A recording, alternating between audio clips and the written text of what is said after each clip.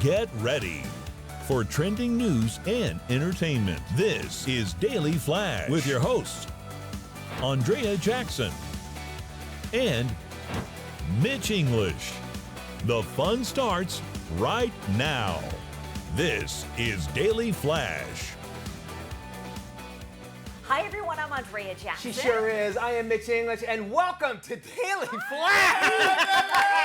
We made it. We got us a great show today, straight off his Tuesday night football job. It's sweet baby James. How are you, James? And I'm out dishing. I need to be out there on that field. So Yeah, I you got a do. great word of the day. What's the word of the day today, Bubba? Apologia. Oh yeah, Prince produced her first or second That was album. Apollonia. Huh? Apollonia. Oh, okay. This She is was fine too. She Apollonia. was fine. All right. An apologia is a defense, especially of one's opinions, position, or actions. Very nice. And we have you in that position over there. I like that. And what was it, Lake? What was the lake she jumped in? Lake Minnetonka. Minnetonka. Thank you. If you were a 14-year-old boy like I was, you remembered that lake. If you remember that movie, you know what I'm talking about. The guy to my right also knows that. Sweet. I'm just going to call you Sweet Maddie. Sweet Maddie, I'll take it. We're all sweet around too. here. I like it. You know what's super sweet? Our website, Yeah, it dailyflashshow.com. Go on there, find our socials, share, like, do all that fun stuff, and send us a note, flash@dailyflashshow.com. Matt loves to hear from you, too. By the way, you can go and check out all the show there, and including any show that we've done. You can pop it up and watch it. There you go. It is a phenomenal archive of daily flash moments that you won't get anywhere Wow. else. You remember the encyclopedia commercials that used to run back in the 80s? That's exactly what that sounded like.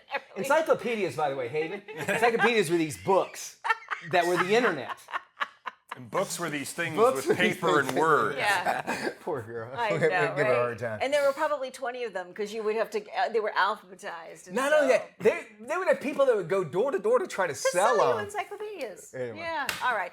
We live in a streaming world. Indeed right? we do. According to new research, 25% of American households have turned to streaming as their sole source of TV entertainment, while more than half of U.S. consumers use a combo of traditional TV and streaming. Other details from this study were pretty shocking. We spend 24 hours a week watching That's TV. a whole day. Wow. That's a whole day. Once a week, we spend one entire day watching television. That's how it works out. Most of us do something else While TV. watching? Okay, hey now. We eat. That's the number one behavior. We surf the net. We post on social media. We text. Those round out the top 5. I like texting. Matt, did you get my text yesterday? I was watching. Yes. Tires. It'd be a It quote. took me a second to get it. I was like, what? Yeah, yeah. Oh, yeah. So Matt turned me on to Tires on Netflix. If you was our streaming for the weekend, and we do this all the time. If there's a quote or whatever, we'll just send it, and he figured out what it was. That makes a lot of sense. So texting, I do a lot with you. It's like Yeah. I just finished this one. You got to check it out. Yeah. The problem I have when I text or I'm on social media is I think I'm paying attention, but I'm not. Because oftentimes I'm like, wait a second, I just missed a whole thing. And I'll rewind Yeah. it. Thank God I can rewind it. And then I'll realize I missed a huge chunk of what was actually happening in this show or movie or whatever. You had told me about this because you did it. Black Mirror had this episode where they gaslit this girl, and he had that Barney's hat. Yes. And I had forgotten that we had talked about it, and I Yes. noticed it, and then I remember you said, yes, I had to go back and look. And they did that, which I appreciate. Now, and the reason I bring that up is that because that was a critical part that you needed to see. Yes. And if you're doing something else, you could. You would totally miss it. Word of mouth remains the biggest influence Yep, when it makes comes to sense. choosing content. Mitch recently texted me, have you seen The Jackal yet? I was like, no, I haven't. So I started watching it immediately. Yeah. And we depend on our own, recommendations. Because usually your friends know your recommendations or who you're getting them from. Like Yes. him and I know it's just going to be some dirty comedy or something. And you guys have a whole different set. And you also, what is interesting to me is my in-laws, I will tell them about stuff. Like I didn't tell them about Tires, but like the Night of Jackal and everything. Yeah. And it's neat because you kind of, to go along with Matt saying, you know what your friends are into. And when you're watching it, you go, oh, they would love this. Yes. And that's what I thought of with Night of Jackal. It's a great way to communicate with Yeah, people. it's fun, too. We love to talk about movies and television shows, and when you find a really great recommendation, there's something really satisfying about, did you see this? You gotta see it. And then they love it as much as you do. Which, if we can relate that to movie theaters, is that's why horror films are great because we're doing it as a group. Yeah. And so this, by texting each other and stuff. No, it's true. It's a Not collective. those kind of movies. Not those. I didn't say anything. You laugh. You laugh. Sideline reporter.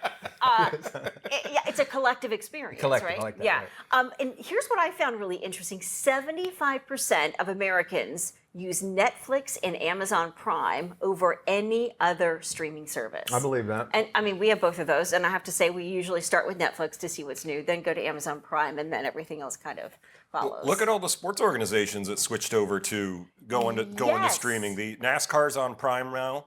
The WWE's on Netflix, so they've all moved over. You've there. got- Well, I'm sorry, Yeah, no, Max no. has Major League Baseball because if it's on a CBS station, Yep. and my in-laws, they are huge Braves fans, and they'll get blacked out even on MLB, which I don't think is fair. So it's interesting to see that. But not only that, I think news, where folks get their news, has changed a Yes, lot. I think that's true. And then 77% of people who use streaming services prefer streaming when it comes to movie and TV shows. They'd rather watch it on a streaming service than watch it on traditional broadcast television, which I right. thought was pretty interesting. All we ask is that you just watch our show and you tell Yeah. all your friends about us. You can and stream us 24/7. that's the beautiful Yeah. thing. Just go to our website at dailyflashshow.com. Let's jump into some trending stories. do You it. want to? Well, the most unsafe vacation nation on earth has been named for 2025. The winner is the Philippines. The Travel Safety Index, it's based on 35 different criteria in 5 categories. They include frequency of natural disasters, violence, armed conflict, health infrastructure, and military presence. Nations are rated with a scale from 0 to 100, 0 representing the safest, 100 the most dangerous, and the Philippines ranked first with a score out of 83 out of 100. Now, despite the travel advisory, more than 5 million tourists visit each year.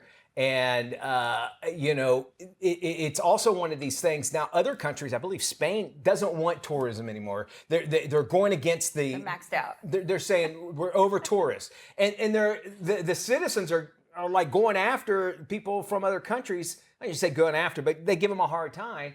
But it's like, look, tourism is what your country Fuels survives on and fuels on. economies. Right? Yeah, think But about- Philippines is interesting. A friend of mine went to the Philippines, said it was one of the most beautiful countries he's ever yeah? been to, but he was never more scared in his life, because of the crime and what he was told when he got there, and just, the way he had to be very aware of his surroundings, and it was a whole different experience than he had anticipated. James, you got a smile on your face because I bet you're thinking what I'm thinking with the Philippines. You got to make sure that if you hit on a girl there, right? Yeah, That it's a girl, right? Check the neck. Same thing in Thailand. Check the neck. Yeah, that's it. Check the neck. It's right here. Oh my But that's true though, right? Well, and the tourism companies have been getting pushed away. I know a lot of ports aren't even letting cruise ships in anymore because it just got too overrun. And I know Italy was having a problem with Americans destroying stuff. Well, that's what happened. And by the way, it's pronounced Italy. I didn't know if Italy. you knew that. Yeah. A billboard for beef tallow sunscreen by a brand called Primally Pure has people doing a double take. The ad reads, poison-free SPF with tallow. Next to that ad, there's a photo of a blonde woman with a caption that reads, the sun isn't poison, but your sunscreen is. Now, according to their site, the brand promises that its SPF products are free of seed oils, fragrance, and chemicals. They also mention that they use grass-fed tallow as their key ingredient. Tallow is, of course, fat that is beef fat. And it's more natural and that sort of thing. I know at our house we cook with it every once in a while. But if you think about that, I feel like you're baking your skin, Yes. which is something like in the 80s that would happen. People would put butter on They put themselves. Crisco on. I had Crisco, a yeah. friend in high school put motor oil on himself. I mean, and that's how he sunbathed during the summer. I didn't even know what tallow. Wow. And Mitch, you probably see it on the way into work. I didn't even know what That tallow billboard? was, except that Steak and Shake is now promoting their tallow fries with Yes. a giant billboard. Have you had? Do you know the difference between the taste?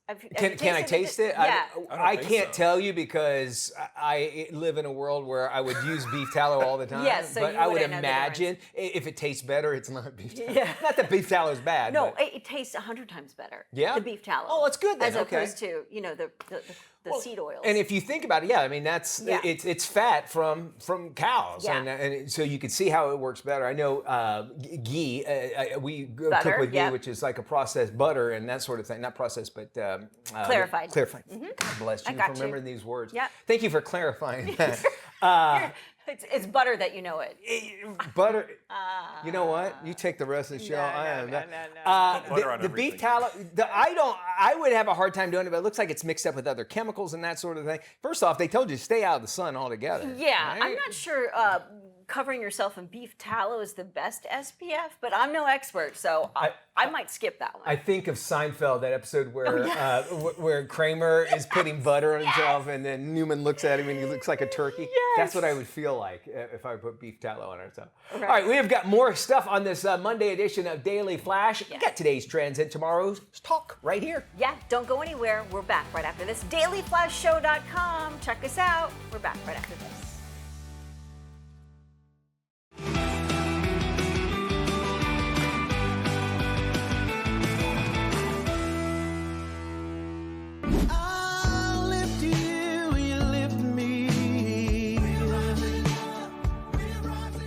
Please welcome three-time Grammy-nominated R&B vocal powerhouse Ryan Shaw into this week's Spotlight. Hi, Ryan. Thank you for having me. Congrats on the new single, Rising Up. It is such a beautiful message. I mean, it's really about lifting each other up.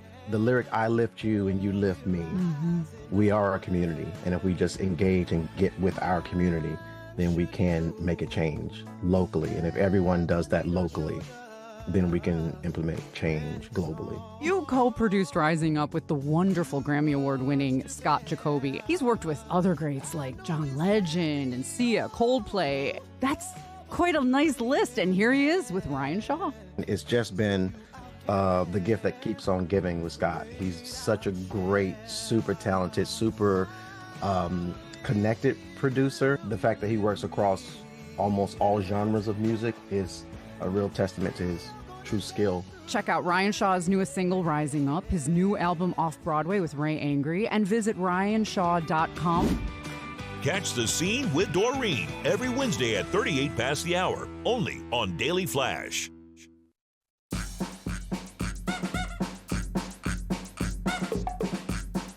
Hey, with summer break officially here, parents everywhere, they're feeling that shift, right? Kids are home, routines are gone, expectations high. Well, joining us now with some advice is parenting expert Katherine Sellery. Hello there, Katherine. Hey, so good to be back. So glad to have you here, especially this pivotal part of the year. Really, kids, this is where they say, I'm bored, we don't know what to do. Sometimes we overload them. But you've got 4 tips that will actually help not only parents, but kids ease into summer. Let's start off with the first one. Ease the whiplash. Now, are we talking about maybe not hit them as hard? Is that what you're saying? Don't beat them as much? You know, it's that transition from school to summer that can feel disorienting for kids. I figured that. They're used to structure, Mitch. They're used to structure. So going from a tightly packed daily schedule to wide open freedom, it can be really exciting, but it can also be dysregulating, disorienting. So don't try to recreate school at home. Focus on that light rhythm, morning anchor, midday reset, closing ritual. This gives kids something to count on without turning summer into boot camp. Okay, that makes a lot of sense too. And I always felt like with my kids, like, hey, this is your time. You did good during the school year. Let's work on some stuff. And I imagine, if you kept going that way, where it's like, hey, we're going 180, it really would mess up their lives. And you hit the nail on the head. A little bit of structure. Structure, yeah, they just need that that. light rhythm. I agree. Yeah. All right. Exactly. I don't think there's a child or even a parent actually that has said, hey, what are we doing today during the summertime? And you say it's a trap, but how do we avoid it? Yeah. So, but when every day's a blank slate, they start to push for control. What are we doing? What are we doing? And then parents feel the pressure to entertain. So create a choice board together with your kids each week. You can begin the week by kind of being like, okay, what are we going to do this week? Okay. So quiet time, creative project, chores, free play. Then kids shape the plan. They're more likely to follow through on the plan, less likely to ask, what are we doing every day? And you sidestep any potential battles that would otherwise be created. Just that little weekly routine at the beginning. Having ADHD, I love lists, like check lists.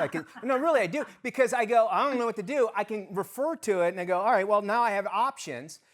You're saying, though... I love lists, too. Lists are great. Yeah, just a light sort of like together, collaborative, what are we going to do this week at the beginning, gets it out of the way. We are talking about, it also will kind of alleviate any kind of boredom. But you say boredom's kind of important. Why do we want to leave space for boredom? Yeah, because lives during the school year are so packed, that probably never happens. So it's not a failure. It's literally a doorway.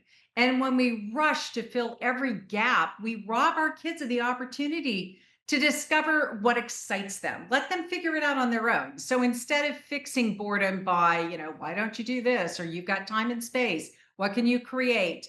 Let their imaginations pop up, curiosity. Let them regulate their own emotions and let them figure it out. It's kind of what summer's about, don't you think? I 100% agree. I think, though, the trap and the problem is this thing right here, because we go boredom. What do? They jump on a screen. Do you lay that out? That's do true. you lay rules out and say, hey, look, we want you to have fun this summer, or we want you to do what you... I think it's okay to do that. I think it's okay to say that, because the screen time is such a big deal that, it's okay. You get more time on screens because it's summer and there's less, homework and all the rest of it. And I wouldn't be okay with you spending your summer only on the screen. So let's figure that out. Love that. Together. What's good, what's not okay for you. I love how you said that, too, because when you said it, it was guilt-free, and that's actually your next tip. That summer guilt, was it because I didn't get to do stuff when I was a kid? Are we projecting onto our kids? What does that summer guilt mean? We see it everywhere. So don't measure ourselves against that fantasy Pinterest perfect summer memory photo, because not every day is going to be magical like that. Back to how wonderful boredom is and lots of empty space. It's okay to let things be messy, quiet, ordinary. The best summer memories, at least, I think we can reflect on, they come from those unscheduled moments, walks around the block, backyard hose, late night chats. Yeah. Just so wonderful to just get rid of the guilt. And as you were saying that, my mind was going through thinking about my summer vacations. And actually, when I think about time with my family, they mainly hover around either the holidays, but the summer mainly, because we do some traveling. And this is a great opportunity to create those memories. Wouldn't you agree? Yeah, so true. So true. Take the pressure off, parents. I love it. And we love all of your advice. And if you at home want to find out more information and you want to find out this and so many other topics, Katherine's got us all set up. You can check out freeparentingbook.com. We'll have links on our website at dailyflashshow.com, and you can see this interview as well. We got more Flash coming up right around the corner. Andrea's taking us and introducing us to this, the world's smallest violin. All right, it's not what you think it is, but we'll talk about it in Boss Lady.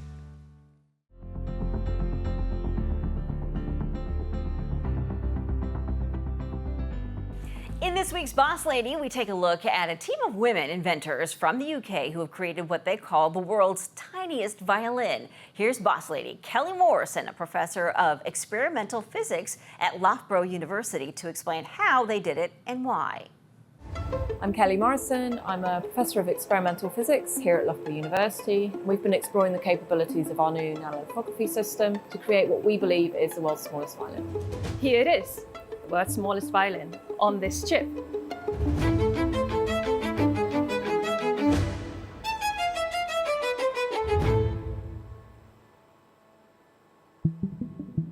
Depending on how you engage with technology, there are people who are always looking to have something that runs faster, better, more efficient. That requires this continuing finding a way to scale down. So that could be for cell phones, laptops. It's the technological capability to go from fairly large things, millimeter, so something that you could see with your eye, and making it smaller and smaller and smaller so that they could cram more stuff in. All of this relies on being able to pattern very small things. But as it gets harder to make things smaller, we now need different ways of approaching that. The nanofraser is what we call a thermal scanning probe microscope. It allows you to effectively write patterns or draw very, very small structures in different types of materials. It's like this very, very, very small needle that can see atomic interactions. What we do is we take that needle and we heat it up. So now it can not only see the surface with atomic resolution, but it can burn away material. Because it can burn away material, we can use it to write patterns. To create the world's smallest violin, we have a multi-step process. And we start with our clean chip and put it into the glove box, where we coat it with a very thin layer of polymer.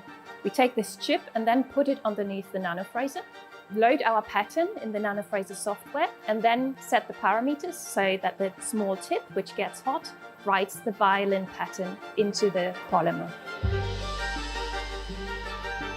The next step is to dissolve the polymer, and it only dissolves where we wrote the pattern. So we are left with a hole in the shape of a violin. We then take the chip and transfer it to the deposition chamber where we deposit a platinum layer. We then take out the chip out of the system and put it in some acetone to remove all of the polymer. We are then left behind with the violin.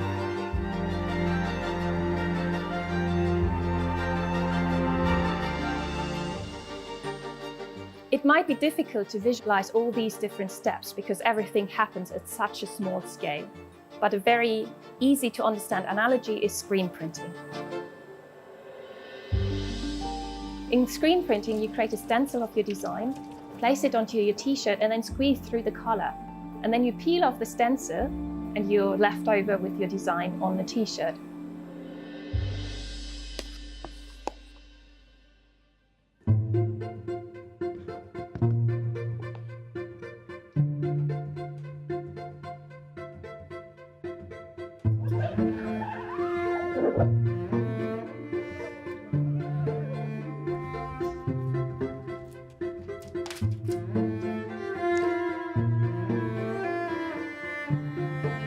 And this is very similar what we do, just on a smaller scale.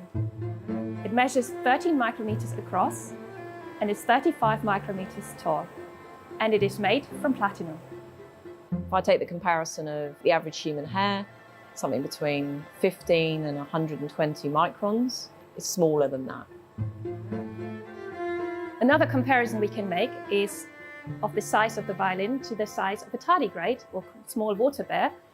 And they have a size of about 50 to 1,200 microns. So if you had a small tardigrade, they might be able to play the violin.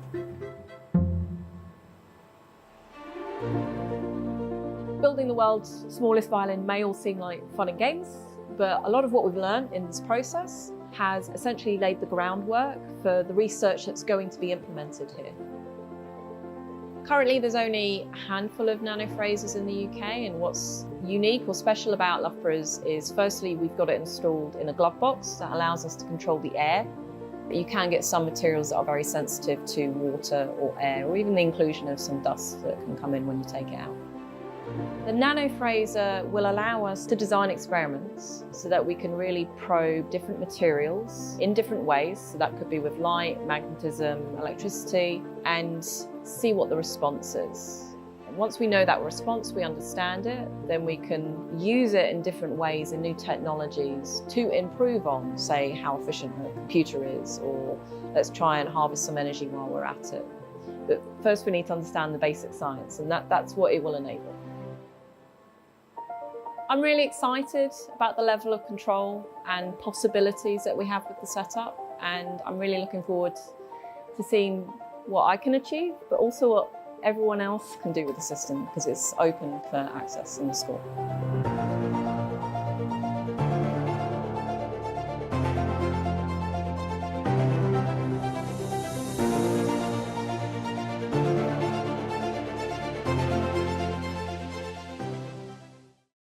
This is Daily Flash with your hosts, Andrea Jackson and Mitch English. Trending news and entertainment. This is Daily Flash.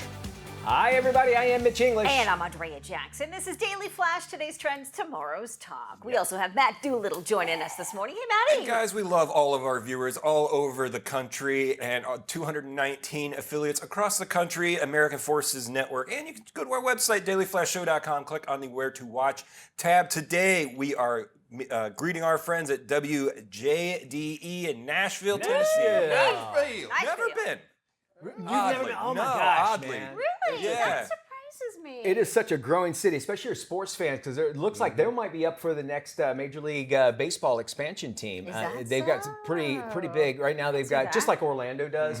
But already now you got the new stadium there. We got the Tennessee Titans. And They have a better name Should than we what check they in want. with Mike? Yes. Call should we the check in Orlando with, team. Mike Tirico on camera. Mike Tirico, ladies and gentlemen, working Camera camera 3. Thank you. Anything you need. I know all sports. Nice jacket. I love it. That's sweet baby James here. All right, there's nothing better than a good podcast when you're traveling. There's some new data out now that says, what do you think the most popular type of podcast is out there? You got your entertainment, you got your news podcast, you got a true crime, you got a celebrity. Oh, I'd say true crime. It's the murder crime ones. Yeah. It is. It's number one, actually. It's the most popular. 24% of the streaming market, as far as podcasts go, are the true crimes. And there's new competition every single day of these new podcasts coming out. Anybody that has basically a microphone can have a podcast these days. But these true crimes, and I think because of the fact a true crime has a beginning, middle, and end, which is a movie, and it's something you want to find out what happens, and you might be able, and there's no really time limit per se for most of them on how to get that data out. We've also seen some crimes being solved because of true crime. And you're not going to run out of murders. And you're not going to run. There'll always be enough, right? So my wife watches the whatever it is on HLN, the murder stuff from like the 90s on there. Where the guy talks like this. Yes. She watches it so much that when a new one comes around, she's like, "Oh, I've seen this one." I'm like, "How many of these have you watched?" Because it seems like there's like days of these things. I'm not exactly sure what it is about women and true crime, but obsessed with it because there's something about it. I saw a study that said the reason why so many women are obsessed with true crime is because they think that if something were to happen to them, knowing what could possibly happen to them, it gives them a defense system to react to it if they need to. It's some sort of, according to this one researcher, primal sort of reaction and connection to wanting to know how to deal with being in that possible situation.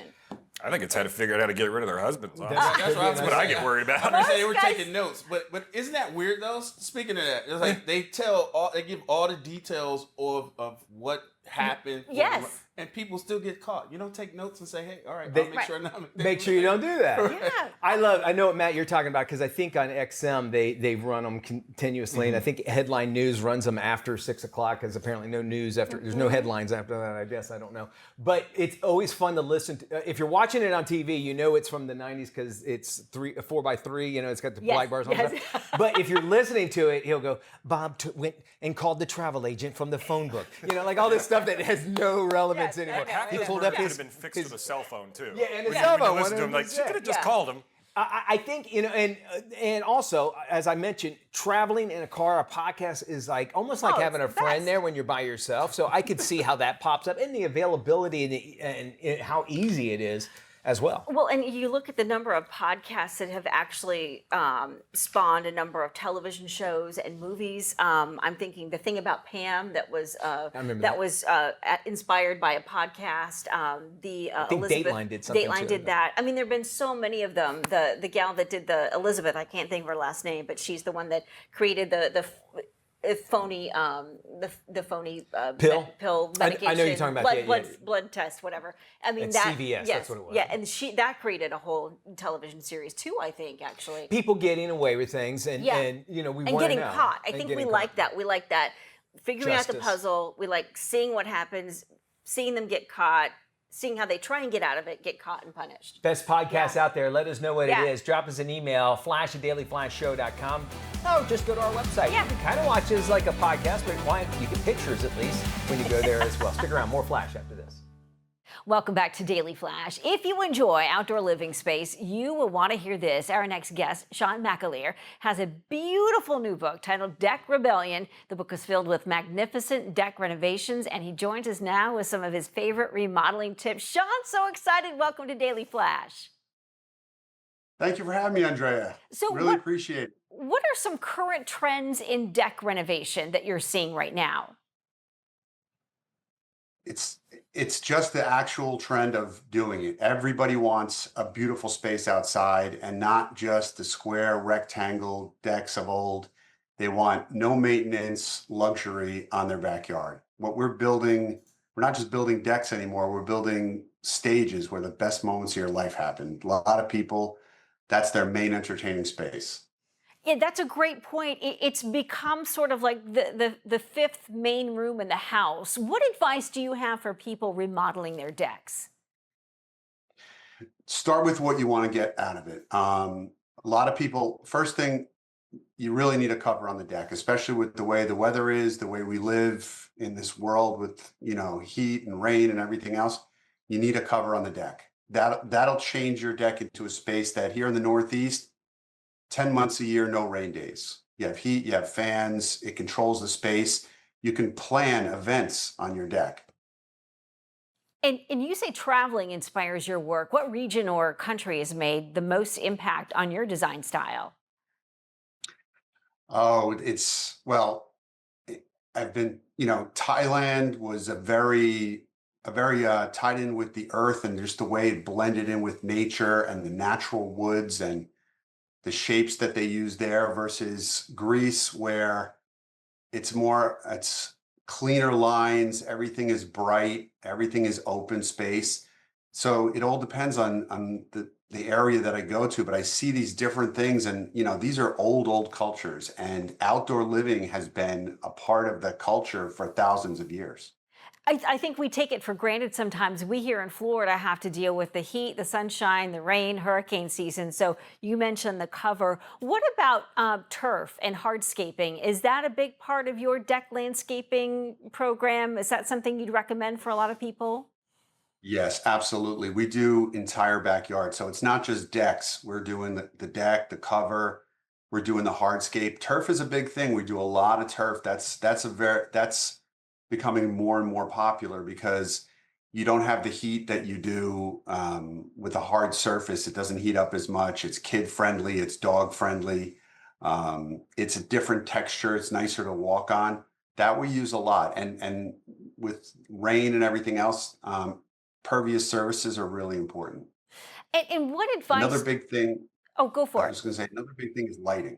Yeah. Lighting is huge because during the day it's beautiful, but at night the space, if it's lit properly, that brings the magic. The wow factor goes through the roof. Yeah, I think people underestimate the power of good lighting when it comes to evenings outside on the deck. And what advice do you have for DIYers? There's a lot of people who think, oh, I'd love to do my backyard, but they might get started on it and becomes too much for them. Start out just like we do with the bigger projects. Start out with a master plan. You may not build everything at once, but know where everything is going to go, lay it all out, and then take it off in bite-sized chunks, things that you can handle, so that you don't build something and then say, oh, I should have did this, I should have did that, because laying in the infrastructure is super important. So start with a master plan, break it into bite-sized pieces. Great advice. Sean, the book is absolutely beautiful. Deck Rebellion, Revolutionary Concepts for Outdoor Living. It's gorgeous. Sean McAleer, thank you so much for joining us. For more information and to get a copy of Sean's book, please visit deckremodelers.com, or you can head to Amazon where you can purchase a copy of Deck Rebellion. We're back right after this.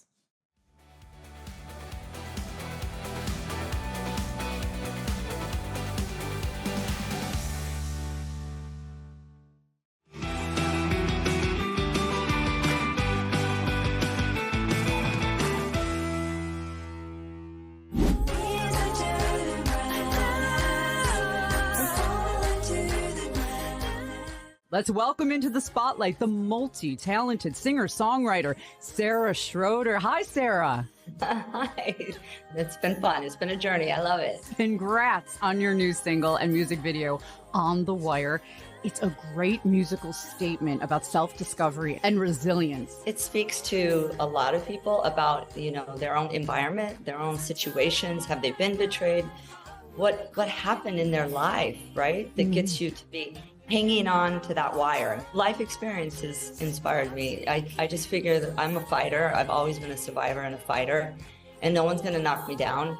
If someone says I can't, that just makes me more motivated to tell them I can and that I will. Sarah Schroeder Matzkin on Instagram to check out her new music, stay connected to upcoming news, performances, and more, because I know there's going to be much more coming. Catch The Scene with Doreen every Wednesday at 38 past the hour, only on Daily Flash. Hey, fantasy football fever is here. Trust me, I know. and with it comes the teeth-grinding stress of competition. Joining us today is former NFL All-Pro Avi Mohei, who is here to share some timeless tips for managing stress during fantasy football season and to kick off the Dentech Ultimate Fantasy Football Punishment Challenge. Welcome, Avi. Hey, what's up, Matt? So why is it important to prepare for fantasy football season? Hey, well, Matt, I played reality football, and even though I wasn't always the biggest, the fastest, or the strongest, or the best looking, well, I was always the best looking, but I was also always the most prepared. And now I'm helping fans prepare for something they may not expect. How fantasy football stress can hit harder than a linebacker, and I've hit several. And that's why I partnered with Dentech for the Ultimate Fantasy Football Punishment Campaign, giving players ways to protect their smile, all the stress and nighttime teeth grinding that come with the season. So what's the Ultimate Fantasy Football Punishment Campaign about? Well, it's a fun twist on fantasy football. Dentech created the Ultimate Fantasy Football Punishment Campaign to tackle the jaw-punishing stress of the season with their top-rated nighttime dental guards. These guards defend against teeth grinding, but Dentech also adds a playful element to the stat-crunching, lineup-tweaking pressure cooker of fantasy football. Now, I love that Dentech has launched the Ultimate Fantasy Football Punishment Contest because it means that the last place finisher in your fantasy league could face an epic, over-the-top, history-making celebration of their loss, with NFL legends like Tiki Barber and Austin Eckler backing it up. So does fantasy football really impact our oral health? It's funny, but it actually does. Fans may not realize it, but fantasy football stress can show up in your mouth. Now, rivalries, close calls, and last-minute trades cause plenty of teeth clenching and teeth grinding, and that's where Dentech's nighttime dental guards really come in. They're designed to protect your teeth while letting you focus on the game day glory. Using a quality dental guard like Dentech's Professional Fit or Comfort Fit models can really help. They're BPA-free, super comfortable, and come with a 6-month guarantee. Dentech even offers a $5 off coupon for the Professional Fit guards, redeemable at most major retail outlets. When you sign up for your league, you have the chance to win the Ultimate Fantasy Football Punishment, so it's a win-win for your wallet and your wellness. One of the easiest ways really to stay on top of your oral care, even when your fantasy team is falling apart. Hey, where can we go for more info? Well, for more information, go to dentech.com/ultimate punishment. Thanks, Avi. We'll make sure we have this on our website at dailyflashshow.com/FMI. Hey, the destination for cultural icons has definitely always been eBay, and it's celebrating its 30th anniversary with the launch of the 95 shop in downtown New York City. Here to tell us about it is eBay's General Manager of U.S. Fashion, Gary Thaniel. Hi, thanks so much for having me. We are here in Soho to celebrate 30 years of eBay.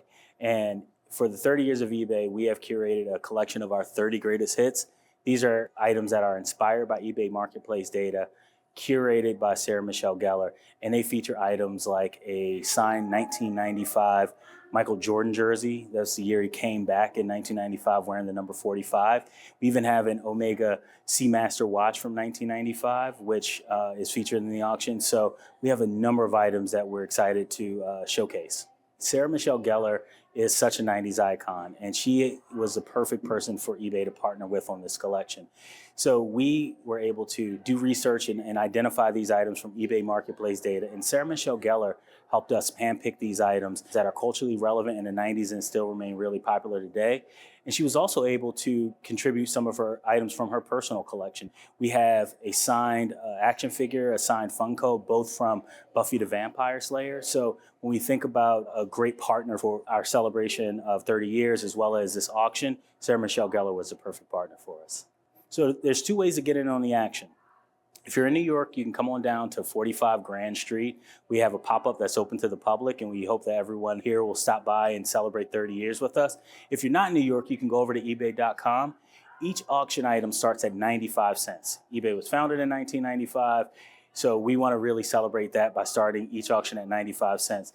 So whether you're looking for a comic book, a Spider-Man comic book signed by Stan Lee, or a Gucci faux fur that was a part of Tom Ford's first Gucci collection. All of those items are in the auction, so you can head over to ebay.com and start bidding today. Hey, as football season kicks off, you're probably looking for simple, high-impact ways to upgrade your game day menu. Well, enter NFL alumni turned Food Network star Eddie Jackson, who joins us with a fresh set of tips for the 2025 season. So Eddie, tell us about the new tips for a no-fuss tailgate. I'm here in Buffalo, New York for the National Buffalo Wing Festival, and I've teamed up with Boulder Box this football season to kind of get people to get beyond burgers and beer and think wings and wine. And I've created some unique recipes specifically for Boulder Box to pair with some of their wines, all right? So first I have a oven roasted herb wing that's tossed in a white wine sauce, and I pair that with the Boulder Box Pinot Grigio. Citrus notes is gonna be light and refreshing. And then I have a traditional wing that's kind of buffalo style, but instead of buffalo sauce, I have a harissa and garlic sauce to toss the wings with, and that's gonna be paired with the Boulder Box Sauvignon Blanc. That's gonna be refreshing, crisp, has some citrus notes in there. It's a perfect pairing. I'm a grill guy, so I have to have some type of grill or smoke element. So I created a tandoori style wing that's marinated in yogurt, garam masala, ginger, and garlic, tons of other spices. And it's gonna go right on the grill. And that pairs so well with the Boulder Box Revolution, which is a red blend. And that's gonna go so well with the char and the smoke that you get from the grill. Now, all these recipes you can find on boulderbox.com/football. And if you want to get in on the action, if you have a really good creative recipe, you can submit that at boulderbox.com/football for a chance to win 2 tickets to the big game. That's right. Submit your recipes at boulderbox.com/football, and you will have the opportunity to win 2 tickets to the big game. So go check it out. Check out my recipes, submit your wing recipes, and hopefully, just hopefully, I'll see you at the big game. Hey, Eddie, thanks for joining us today, and we'll make sure we have this on our website at dailyflashshow.com/FMI.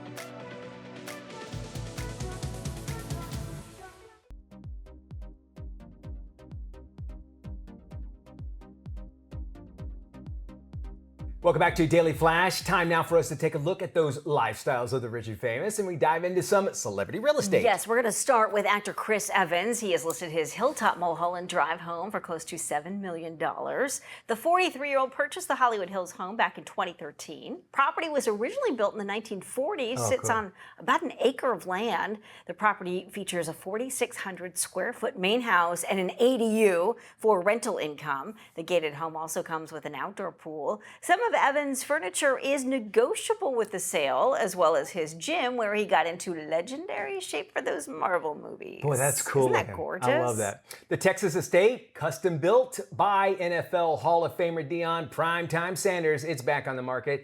This time it's listed for $5.5 million. However, it could actually use a serious reno. Construction in 1999, at the height of Sanders' playing career, the 30,000 square foot mansion was designed to match his larger-than-life persona. Set on what was once a 100-acre spread, the home reflected Sanders' flair at the time with high ceilings and marble floors. Oh, wow. It also includes a home theater, indoor training field, a bowling alley, and a basketball court. It's got 9 bedrooms, 11 baths, floor-to-ceiling windows that overlook 6 acres. The property also includes a resort-style pool, 8-acre pond, and a 14-car garage. The mansion has been vacant, though, for more than a decade. 14. Wow. I wanted a 15-car garage. Sorry, you're going to have to park it outside. That's too bad. And Ellen DeGeneres is holding on to one piece of her life in Los Angeles following her move to the UK. The 67-year-old former talk show host listed her Richard Neutra-designed dwelling for sale back in January with an asking price of $30 million. It's the second time she's tried to sell it. She put it on the market back in 2024 for $33 million. The home offers sweeping views of the Los Angeles skyline, as well as 2 state-of-the-art kitchens and a sizable living room. This is one of those properties in Los Angeles that is very coveted because of Richard Neutra, the architect and designer behind it. Very mid-century modern. I love mid-century modern.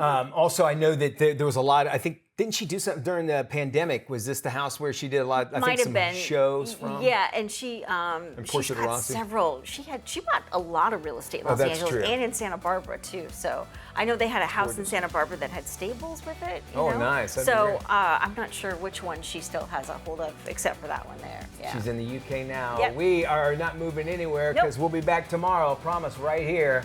We'll see you then. Y'all have a good one. See you when we look at you.